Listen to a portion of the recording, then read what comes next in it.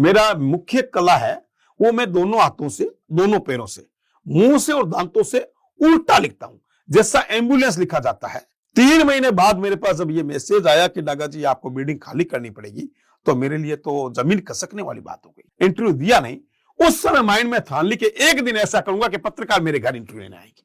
मेरे माइंड में ठन गई थी। तो मुझे कह दिया गया था या तो आप 1 चम्मच नमक खाएं या आप सिगरेट पीजिए, और ये दोनों चीजें मेरे लिए संभव नहीं है। आज तक हमने कभी धूम्रपान किया नहीं। विश्व का ये पहला स्कूल है जिस स्कूल ने अपने 25वें साल को 25 कार्यक्रमों के माध्यम से 14 महीने तक लगातार सेलिब्रेट कर रहा है। कि जब मैं 8वीं में था तो मैं 8वीं वाले बच्चों को पढ़ाता था, जब मैं 9th में था तो मैं 10th वाले बच्चों को पढ़ाता था। बीकानेर के रहने वाले सुरेंद्र डागा एक विश्व रिकॉर्डधारी व्यक्तित्व है जो हमेशा पर्दे के पीछे रहे, जिन्होंने अपने हाथों, पैरों, मुंह और दांतों से कलम को पकड़कर 7 भाषाओं में उल्टा लिखने का विश्व रिकॉर्ड अर्जित किया है। महाराणा प्रताप फाउंडेशन अवार्ड से सम्मानित डागा शिक्षा के क्षेत्र में कार्य कर रहे हैं। अरम इंग्लिश एकेडमी के संचालक है। संघर्षमयी जीवन के साथ अपनी प्रतिभा का विकास करने वाले डागा के अब तक कई पत्र पत्रिकाओं में साक्षात्कार प्रकाशित हो चुके हैं। विभिन्न संस्थाओं के माध्यम से सम्मानित होने वाले डागा वर्तमान में श्री ओसवाल डागा बंधु महासंघ के राष्ट्रीय उपाध्यक्ष है। सुरेंद्र डागा आज हमारे साथ चर्चा के लिए उपस्थित है। हम इनके जीवन से जुड़े हर पहलू पर चर्चा करेंगे, तो आप हमारे साथ बने रहिए। नमस्कार, मैं Brijmohan Ramawat, talk with BMR में आपका स्वागत है।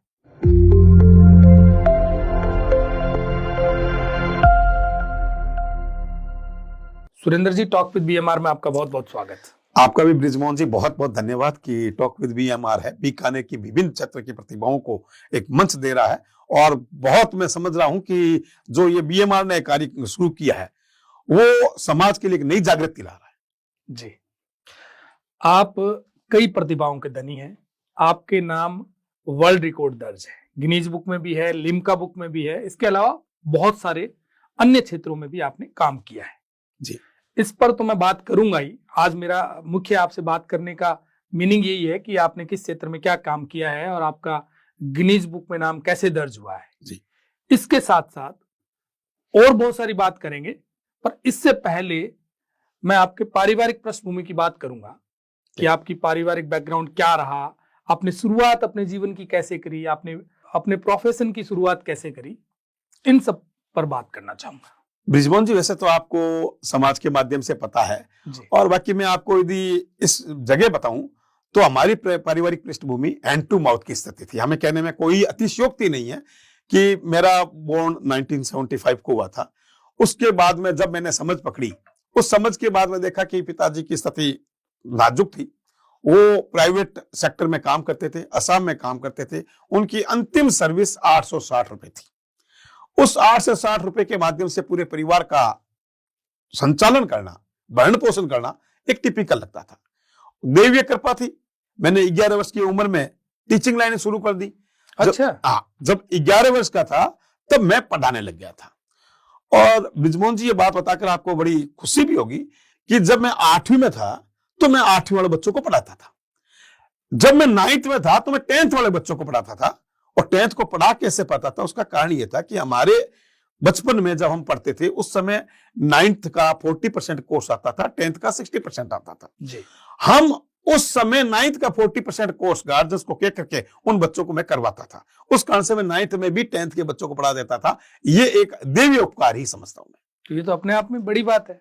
बस वही है कि मतलब भगवान ने कोई ऐसे रूप में हमें जन्म दिया कि हमने कुछ काम समाज के लिए काम करें और हमारा स्वयं का सुधार हो सके। मुख्य रूप से यह कि 11 वर्ष के लेकर आज तक मैंने अपने घर से जूते की डोरी की मांग नहीं की है।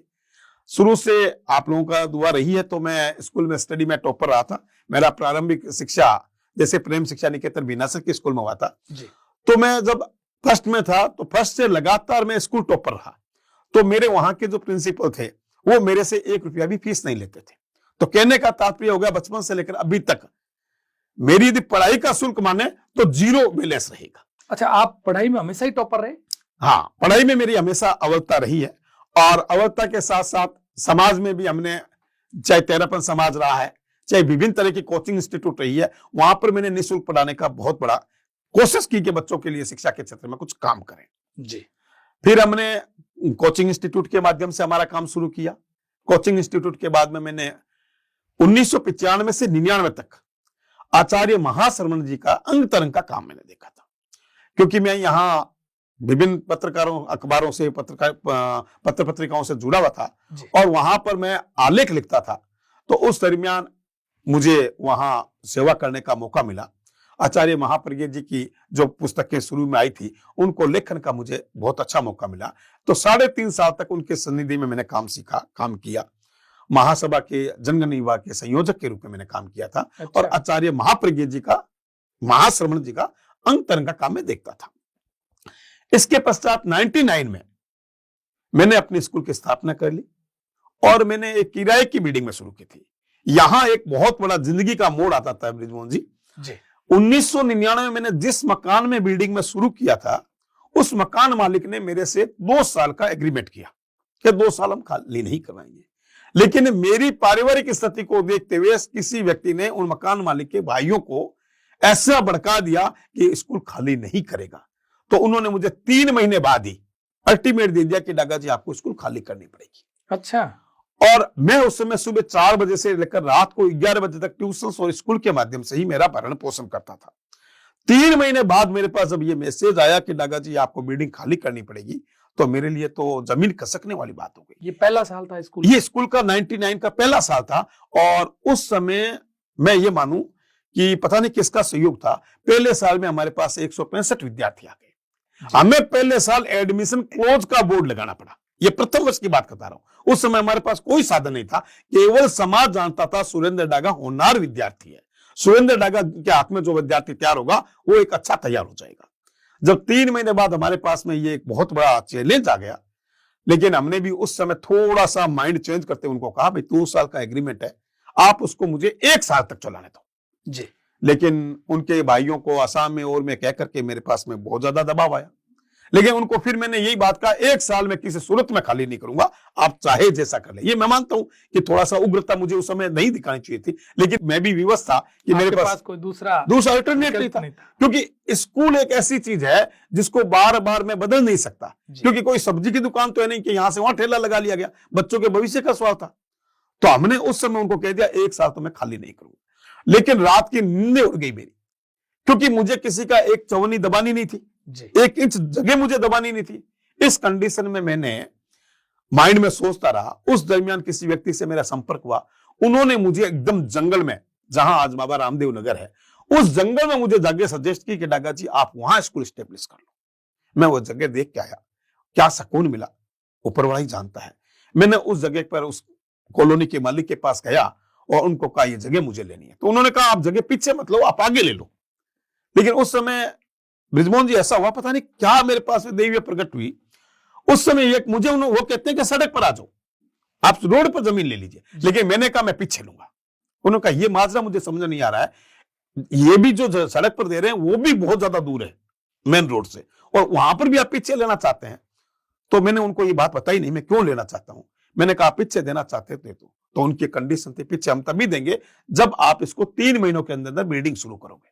और मैं चाहता भी यही था कि मेरी 3 महीनों बिल्डिंग शुरू हो जाए। उस दरमियान मैंने पेरेंट्स से और से कोऑपरेट लिया, डोनेशन किसी से नहीं लिया। आज तक एक चवन्नी भी डोनेशन नाम की हमने स्कूल के नाम से ली नहीं है जी। हमने उस समय पेरेंट्स से एक बात कही थी कि आप मुझे 5-5 हजार रुपए एडवांस देंगे और मैं आपको जुलाई में वापस दूंगा। ऐसा करके मुझे 100 परिवारों ने मुझे कोऑपरेट किया। उस समय 100 परिवार ने कोऑपरेट किया तो मेरी जमीन भी ले ली गई और मेरी छोटी बिल्डिंग भी मैंने शुरुआत कर दी। 15 अगस्त को ये मेरे पास मैसेज आया था कि स्कूल खाली करने का, और हमने अक्टूबर में उस मकान मालिक को कह दिया कि हम 26 जनवरी हमारी नई बिल्डिंग में मनाएंगे। ये 1999 वो 1999 की बात है। मैं ये कहता हूं कि 9 महीनों में हमने नई बिल्डिंग हमारी खुद की बना ली। कोई मेरे पास में कोई देवीय मैं स्वरूप ही मानता हूं कि उन्हीं का सहयोग होगा और बाकी व्यक्तिगत कुछ नहीं हो सकता है। इच्छा शक्ति के माध्यम से ये दृढ़ था और मेहनत खूब करता था। सुबह 4 बजे से रात को 11 बजे तक कंटिन्यू यदि बीकानेर पढ़ाने वाला था तो सुरेंद्र डागा एक था। मैं अपने आप में अभिमान नहीं करता हूं, लेकिन मैं मानता हूं कि उस समय भगवान क्षमता देता था और उस क्षमता के साथ में आज काम किया था। और आज इतना बड़ा एम्पायर हो गया। आज बहुत बड़ा एम्पायर है और बीकानेर में अच्छे स्कूलों में नाम, यदि अपन 50 स्कूल, 100 स्कूल, 10 स्कूल, 20 स्कूल कहें, उन अच्छे स्कूलों के अंतर्गत हमारा आरंभ इंग्लिश एकेडमी का नाम आ रहा है। जी। तो आपकी कॉलेजी शिक्षा कहाँ हुई? रामपुरिया कॉलेज से मैंने किया था। मैंने 8th तक प्रेम शिक्षा निकेतन में पढ़ाई की है। जी। 9th से 12th तक मैंने चोपड़ा स्कूल में पढ़ाई की थी। अब ब्रिजमोहन जी यहाँ एक नई बात बताऊंगा। मैं 9th में जब वहां चोपड़ा स्कूल गया तो वहां हमारे सतीश जी प्रिंसिपल हुआ करते थे, सतीश जी शर्मा। वो बहुत हार्ड हुआ करते थे। सतीश जी शर्मा किसी भी बच्चे को जाने नहीं देते थे, फर्रा नहीं मारने देते। और मेरा जरूरी था क्योंकि मैं जिन बच्चों को पढ़ाता था उनकी 12 बजे स्कूल लग जाती थी और मेरी स्कूल 7 से 12 थी, तो मैं ट्यूशन पढ़ाता कैसे? तो मैंने मेरी रिक्वेस्ट करके वहां के जो लेक्चरर थे उनसे रिक्वेस्ट करवा करके मैं इंटरवल में हमेशा स्कूल से चला जाता था। इंटरवल से लेकर के जो 12 बजे तक स्कूल थी, दूसरी स्कूल है, उन बच्चों को मैं उस समय ट्यूशन पढ़ाता था। उनको हमने हमारी स्थिति बताई, उन्होंने कहा 10th का मामला होगा, आपका रिजल्ट डाउन होगा। मैंने कहा रिजल्ट की मेरी जिम्मेवारी है, मुझे बस मेरी स्थिति को सुधारने दो। और उस कारण से उन लोगों ने मुझे सहयोग किया। और आज फिर उसके बाद में मैंने चोपड़ा स्कूल से स्टडी की। चोपड़ा के बाद में मैंने रामपुरिया कॉलेज में मैंने किया। रामपुरिया कॉलेज के बाद में मैंने जैन विश्व भारती यूनिवर्सिटी से एमए मैंने जेनोलॉजी में की। और इस प्रकार से हमारी स्टडी बीएड बाद में किया। इस प्रकार से स्टडी हमारी चलती रही। अच्छा, आपके कभी मन में ये नहीं आया कि मुझे यूपीएससी करना चाहिए? नहीं, आपको ये भी एक अच्छा आपने प्रश्न पूछा है। मेरा आरएएस प्री में क्लियर हो गया था। अच्छा। हुआ ऐसा था कि मैं जब मैंने आपको बताया लाडनू में काम करता था आचार्य महासमर जी के सानिध्य में, उस समय वो युवाचार्य थे। उस सनिधि में काम करते हुए मेरे सामने किसी अधिकारी के माध्यम से छोटा सा मेरे पर तंज कस दिया गया था। बाद में तो उन अधिकारियों ने मुझे बहुत कुछ कहा कि नहीं, आपको छोड़ना नहीं है, नहीं जाना है। उन्होंने उस समय कहा दिया तो मेरे माइंड में एक ठेस पहुंच गई थी। तो मुझे युवाचार्य से, उस समय युवाचार्य थे, उन्होंने मुझे बुलाया, पूछा।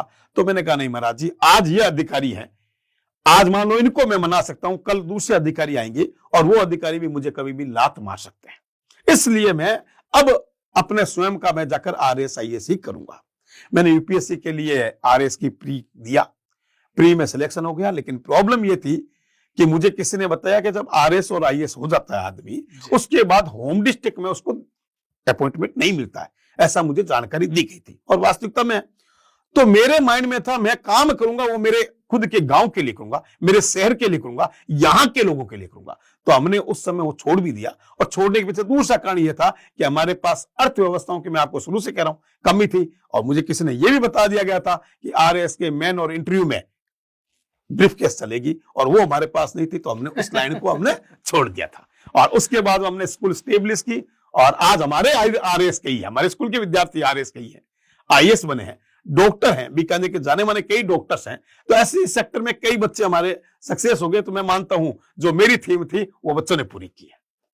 फिर आपने ये अपना इंस्टीट्यूट स्कूल अपना स्टेब्लिश किया और आज हम लोग सीनियर सेकेंडरी स्कूल तक चला रहे हैं।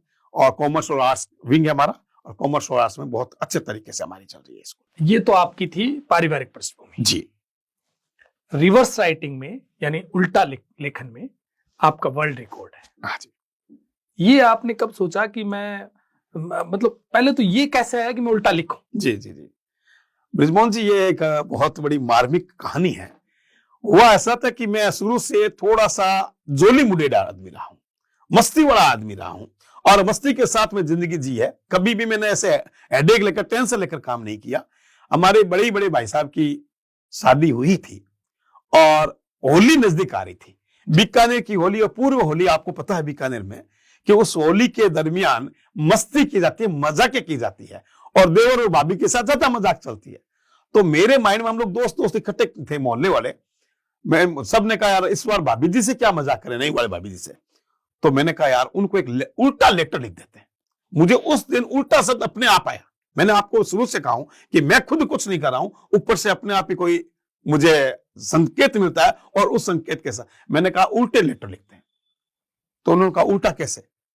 मैं कहा जिसको अपन क्या है कि कहीं ना कहीं तरीका ऐसा यूज करेंगे जिसका माध्यम से भाभी जी को टेंशन हो जाए बस।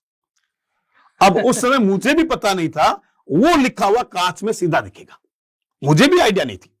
मैंने एक बहुत अच्छे तरीके से उल्टा लिखने का प्रयास किया धीरे धीरे, और इत्तेफाक से उस समय होली के समय हवा भी चलती है, कागज उल्टा हो गया।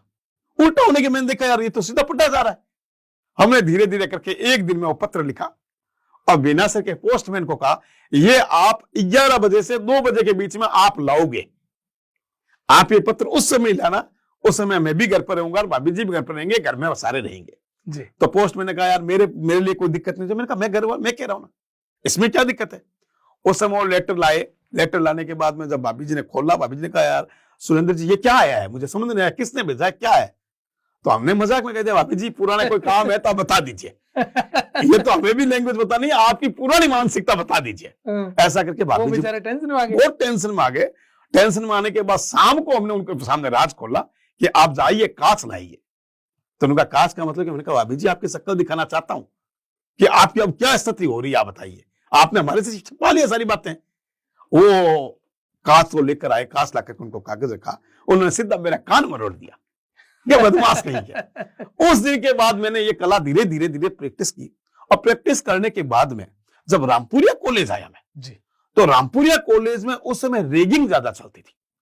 तो मुझे कह दिया गया था या तो आप 1 चम्मच नमक खाएं या आप सिगरेट पीजिए, और ये दोनों चीजें मेरे लिए संभव नहीं है। आज तक हमने कभी धूम्रपान किया नहीं, बीड़ी सिगरेट जर्दा तंबाकू चाय तक हम नहीं पीते।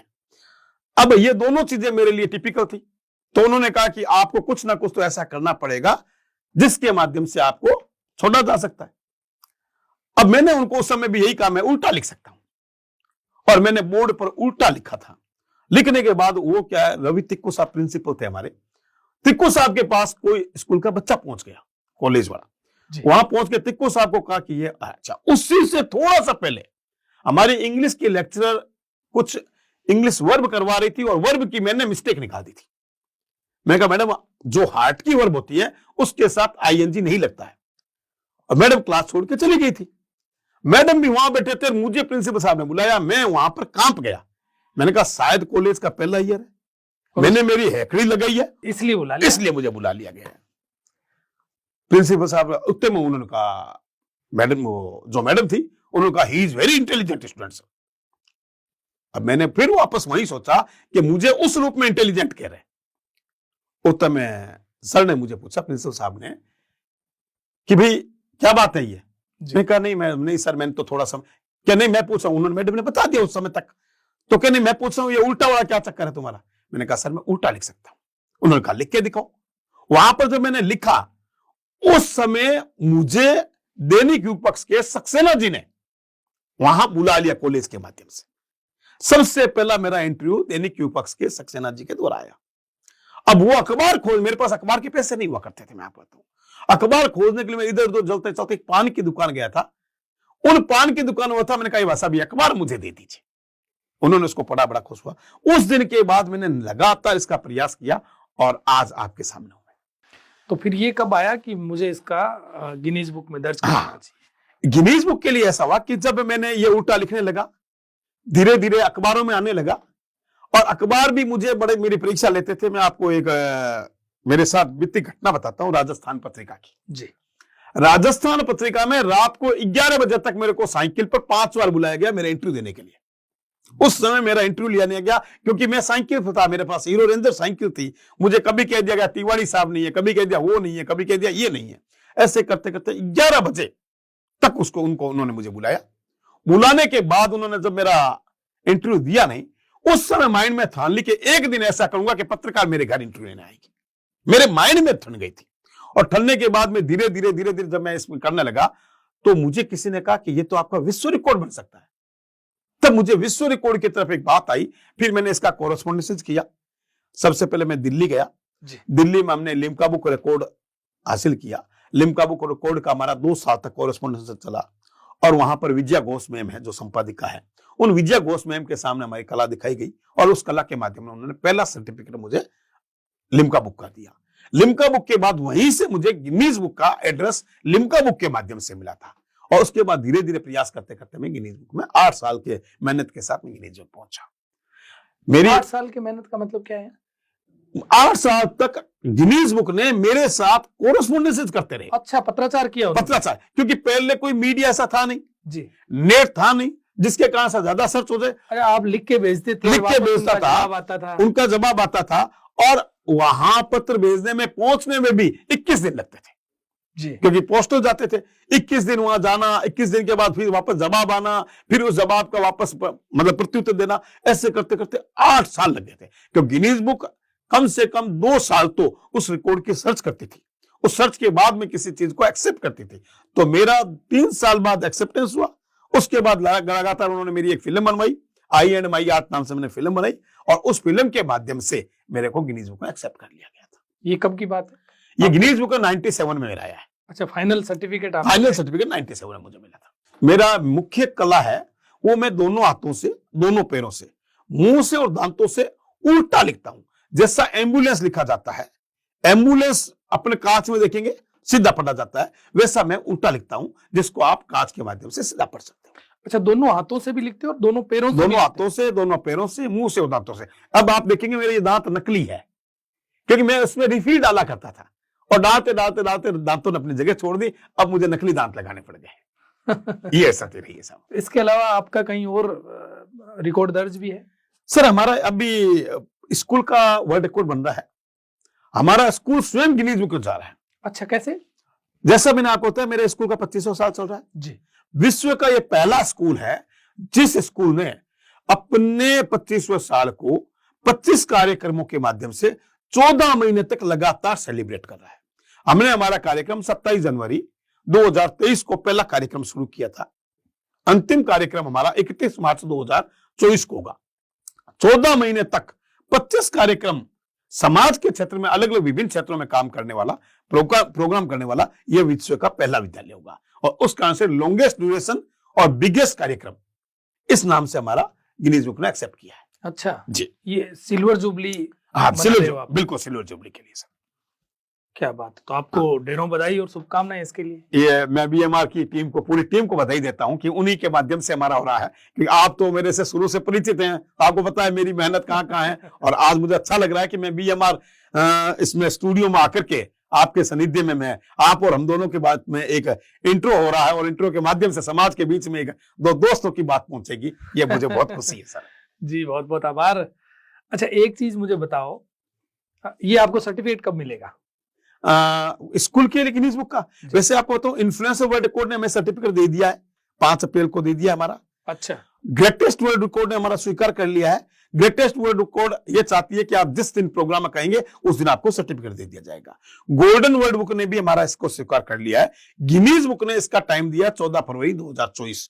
14 फरवरी 2024 तक हमें सारी एविडेंसेस भेजनी है। अभी उन्होंने हमारा केवल एक्सेप्ट किया है, सारी एविडेंसेस आएगी, एविडेंस के बाद में वो उसका सर्च आउट करने के बाद 14 फरवरी 2024 को हमें सर्टिफिकेट देंगे। अच्छा डागा साहब, हमारे दर्शक जो हैं जी, इनमें बहुत सारी प्रतिभाएं हैं जी, तो मैं चाहता हूं कि हमारे दर्शकों को भी एक लाभ मिले जी, कि ये गिनीज बुक में रिकॉर्ड दर्ज कैसा होता है। हाँ। कैसे कैसे कोई आदमी अपना गिनीज बुक में या लिम्का बुक में या अन्य कोई विश्व रिकॉर्ड में अपना नाम कैसे दर्ज करा सकता है। आपने बहुत अच्छा क्वेश्चन किया। देखिए, हमारे समय में और अब में बहुत बड़ा अंतर आया कि उस समय मैंने आपको बताया था कोरेस्पोंडेंस से काम करते हैं, अब सारा ईमेल के माध्यम से होता है। गिनीज बुक की एक साइट है, उस मेल पर हमें वहां पर एक एप्लीकेशन डालनी होती है। उस एप्लीकेशन के 6 सप्ताह तक वो उस एप्लीकेशन का जवाब नहीं देते हैं, उसको वो टाइम देते हैं कि 6 सप्ताह के बाद आपको इसके बारे में रिपोर्ट आएगी। 6 सप्ताह तक वो सर्च करते हैं। उस 6 सप्ताह के बाद हमारे पास में एक रिकॉर्ड बनाने के लिए एक स्वीकृति आती है। फिर हमें धीरे धीरे उनको एविडेंस देना पड़ता है, और आवश्यकता होती है तो गिनीज बुक की टीम स्वयं यहां आती है, जहां भी बिल्कुल वो उसका चार्जेस उस प्रतिभा को देना पड़ता है या उसकी टीम को देना पड़ता है। वो पूरी टीम आती है, टीम आकर उसका एविडेंस और सारी चीजें देखती है, उसके बाद उसको सर्टिफिकेट के लिए बता दिया जाता है। अच्छा, आपको आवेदन करना है? आवेदन करना होगा। पहले आवेदन प्रक्रिया होगी, आवेदन के बाद एक्सेप्टेंस प्रक्रिया होगी, एक्सेप्टेंस के बाद एविडेंस प्रक्रिया होगी, एविडेंस के बाद वो सर्च आउट करने के बाद आपको, यानी मैं ये कह सकता हूं सारे प्रक्रिया करने के लिए कम से कम 1 साल टाइम लग जाता है। और ये लिम्का बुक में भी यही प्रक्रिया है? लिम्का बुक का ये है, लिम्का बुक जल्दी दे देता है सर्टिफिकेट, क्योंकि लिम्का बुक लगभग इंडिया रिकॉर्ड ज्यादा है। इंडिया रिकॉर्ड होने के कारण उनका सर्च का एक दायरा कम हो जाता है, उस कम दायरे के कारण वो जल्दी सर्टिफिकेट दे देता है। उनको अजूबा दिखना चाहिए। आपके जीवन की ऐसी कोई घटना जो बहुत मार्मिक हो, जो आपको याद दिलाती हो? देखो, जीवन पूरा ये संघर्ष में रहा है। उस संघर्ष में जीवन की घटना कहें तो हमारा पंजाब केसरी का इंटरव्यू एक घटना रहा। पंजाब केसरी के इंटरव्यू में मुझे दो बातें कही गई, क्योंकि वो पंजाब से बिलोंग करता है। तो एक तो पहले पहले मेरे सामने बोतल रख दी गई थी, क्योंकि बियर हमारे पास, हम तो अच्छा। बियर मतलब बालू समझते हैं, अच्छा। मीट मतलब मिलना समझते हैं। ये मेरे जिंदगी की बहुत बड़ी विचित्र घटना रही। जब बोतल, उन्होंने मैंने तो समझा पानी वाली बोतल नहीं। रखी है। जब उन्होंने वो बोतल रख दी, हाँ। तो मैंने कहा भाई साहब इसका क्या करना है? तो उन्होंने कहा आज की जनरेशन ये तो लेते हैं। तो मैंने कहा ऐसा, हम तो बियर मैंने बालू और मीट मैंने मिलना समझते हैं, पहले इसको हटाएं उसके बाद बात करें। एक तो हमारे जीवन की ये थी। फिर उन्होंने मुझे ये पूछा कि आपको भारत और राजस्थान में ऐसी प्रतिभाओं के लिए क्या समस्याएं लगती है जिससे प्रतिभाएं विकास नहीं कर पाती है? तो मेरा प्रत्युत्तर यह था कि भारत और राजस्थान में सबसे बड़ी समस्या भारत सरकार की यह है कि अपनी प्रतिभा को बताने के लिए, अपने को स्वयं को सम्मान पाने के लिए वहां आवेदन करना पड़ता है। जबकि होना तो यह चाहिए मीडिया के माध्यम से या दूसरे तीसरे माध्यम से, यदि उस प्रतिभा का जानकारी आती है तो उसको सर्च आउट करके प्रतिभा का सम्मान स्वयं सरकार करे। अब भारत में राष्ट्रपति पुरस्कार लेना है तो पहले आपको अपनी एप्लीकेशन लगानी पड़ेगी कि मैं इसके लायक हूं, जो मुझे थोड़ा सा कम पसंद है। मैं कलेक्टेड पुरस्कार मिला, मुझे राज्यपाल पुरस्कार मिला, अलग अलग महाराणा प्रताप फाउंडेशन अवार्ड मिला। सारे अवार्ड में मैंने मेरी तरफ से एप्लीकेशन आज तक नहीं लगाई। एप्लीकेशन मेरे किसी साथी ने लगा दी होगी, या वहां तक महाराणा प्रताप फाउंडेशन अवार्ड तो मुझे बड़ा तरीके से, अलग तरीके से मिला। मानव संसाधन विकास मंत्रालय से मेरा एक इंटरव्यू था, वहां से मुझे स्कॉलरशिप मिली थी। उस दरमियान अरविंद सिंह जी मेवाड़ के वहां से कुछ लोग आए हुए थे। उन्होंने जब मेरी ये प्रतिभा देखी तो उन्होंने तुरंत मुझे महल लेकर गए थे। अरविंद सिंह जी मेवाड़ साहब से मुझे मिलाया और अरविंद सिंह जी मेवाड़ साहब ने कहा कि इस व्यक्ति को अगले अलंकरण समारोह में महाराणा प्रताप अवार्ड अलंकरण देना है इसको। तो इत्तेफाक हो जाता है कई बार तो। और मैं आपको बार बार कहता हूं, मैं भगवान पर विश्वास करता हूं कि ईश्वरीय कारण हुआ ये कि मैं तो कहां महलों में जा सकता था, वहां महलों के माध्यम से मुझे ये प्राप्त हुआ। डागा साहब, परिवार में आपके कौन कौन है? परिवार में अब मदर है, 3 भाई हैं, मेरा एक बच्चा है। मैंने बच्चा मेरा एडॉप्ट किया है, मेरे स्वयं का बच्चा नहीं है, मेरे साला जी का बच्चा है, उसको मैंने एडॉप्ट किया है जी। और हम लोग इतने मेंबर हैं और बहुत अच्छे शांति और खुशी से हमारा परिवार चल रहा है। पत्नी आपकी गृहिणी है? हाँ, नहीं, वो स्कूल संभालती है, वो एडमिनिस्ट्रेशन लाइन वो सारा वो स्कूल संभालती है। अच्छा। हाँ, तो एडमिनिस्ट्रेशन वो देखती है और मैनेजमेंट मैं देख लेता हूँ, गवर्नमेंट डिपार्टमेंट का काम मैं देखता हूँ और वो एकेडमिक लाइन का वो देखता तो आपको स्कूल से फ्री कर रखा है? हाँ, स्कूल से मैं लगभग फ्री हो गया हूँ और मुझे ये बहुत बड़ा भाग्य भी मिला है कि मुझे एक बहुत अच्छी पढ़ी लिखी और अनुशासित धर्मपत्नी मिली है, जो अर्धांगिनी के रूप में होना चाहिए उतना सारा मुझे कोऑपरेट मिल रहा है। मेरा जो बेटा है वो भी आज की डेट में बहुत इंटेलिजेंट है और स्कूल का 60% काम वो स्वयं संभाल लेता है। क्या बात है। अच्छा, आप सामाजिक क्षेत्रों में भी खूब काम करते जी। हो, तो मैं कोई एक काम जानना चाहूंगा जो आपको यूं लगता हो जिसको करने से आपको बड़ी खुशी मिलती हो। मैं श्री ओसवाल डागा बंधु महासंघ का जी पिछले 11 साल तक महामंत्री रहा, अभी मैं उपाध्यक्ष हूं। ओसवाल डागा बंधु महासंघ एक ऐसा संगठन है, हमारे ऑल ओवर इंडिया और वर्ल्ड में जितने भी डागा है उनका एक सामूहिक संगठन है। उस संगठन के लिए प्रारंभ से मुझे महामंत्री का दायित्व मिला था। उस संगठन के लिए हमने जितने बच्चे जो पढ़ाई से अछूते रहे या चिकित्सा के कारण तकलीफ में रहे, उन लोगों की खोज करना, उनकी हेल्प करना मुझे बहुत बड़ा सुखद लगता है। मेरे स्कूल में भी हम ऐसे 65 स्टूडेंट्स को पढ़ा रहे हैं जिनका सारा खर्च मैं स्वयं मेरे लेवल पर उठा रहा हूं, जिसका मैं आपको ये हालांकि मंच के माध्यम से बताना ठीक नहीं है, जिसका जानकारी मेरी पत्नी को भी नहीं है कि ये बच्चे 65 बच्चे कौन है जिसको सुरेंद्र डागा फ्री पढ़ा रहे हैं। अच्छा, हम ये काम करते हैं कि हमारा ईश्वर के साथ तालमेल रहे या उसका पेरेंट्स को पता रहे, बच्चे को पता नहीं है मैं यहाँ इस स्कूल में फ्री पढ़ रहा हूं। हम ये चाहते हैं कि किसी को बताने से कभी भी सेवाएं नहीं होती है, सेवाएं करने से होती है। क्या बात है, ये तो बहुत बड़ी बात है जी। और बच्चा अपने आप को ऐसे भी फील नहीं करे कि मैं यहाँ डोनेशन में पढ़ रहा हूँ। मैं उस बच्चे का नाम तो नहीं बताऊंगा मैं, लेकिन एक बताता हूं। एक बच्चा, नाम नहीं बताऊंगा क्योंकि किसी की सहायता करके नाम बताना उजागर करना ठीक नहीं है जी। एक बच्चे को हमने फ्री पढ़ाया, 12th तक पढ़ा, आज वो बच्चा फॉरेन में काम कर रहा है और वो बच्चा मुझे कम से कम 10 बार रिक्वेस्ट कर चुका है कि सर मुझे स्कूल के लिए क्या करना चाहिए, क्या बात, मैं स्कूल के लिए क्या कर सकूं सर, 2 कमरे 4 कमरे या मेरे लिए कोई काम करना है तो आप बताइए। मुझे अब खुशी होती है यदि मेरे बच्चे उस पायदान पर पहुंच रहे हैं तो इससे ज्यादा अच्छा हमारे लिए क्या हो सकता है। आपने क्या बोला उसको? हमने कहा जरूरत होगी हम आपको बताएंगे, आप अभी और विकास करें, विकास की जरूरत है, आप विकास करें।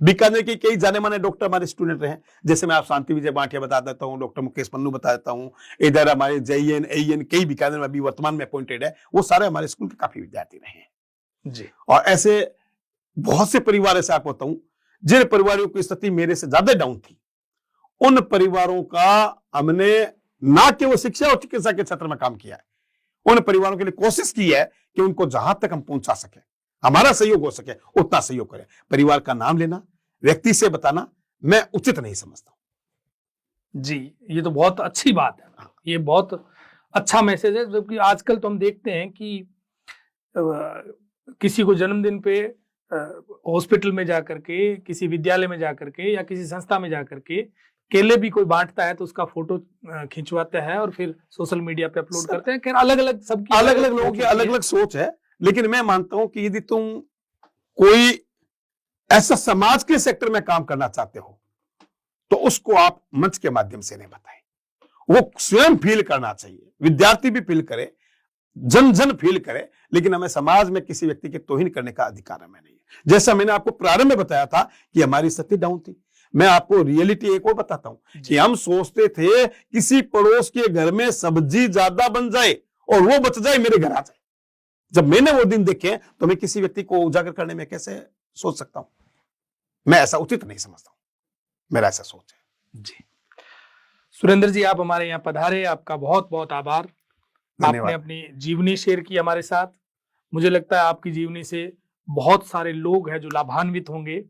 आप पधारे, आपका बहुत बहुत आभार। मैं सभी दर्शकों को आमंत्रित करता हूं कि हमारा 23 तारीख से 25 तारीख तक त्रिदिवसीय कार्यक्रम है, उसमें एक 24 तारीख के लिए विशेष आए जो मेरे स्कूल से कोई संबंध नहीं रखता है। हमारे दिव्यांगों का कार्यक्रम हो रहा है, विभिन्न क्षेत्र की दिव्यांगी प्रतिभाएं 24 तारीख को हमारे विद्यालय में आएगी और वो अपनी प्रस्तुतियां देगी। और मैं बीएमआर टीम का बहुत बहुत आभारी हूं कि मुझे इस योग्य समझा और आज मुझे बुलाया। धन्यवाद।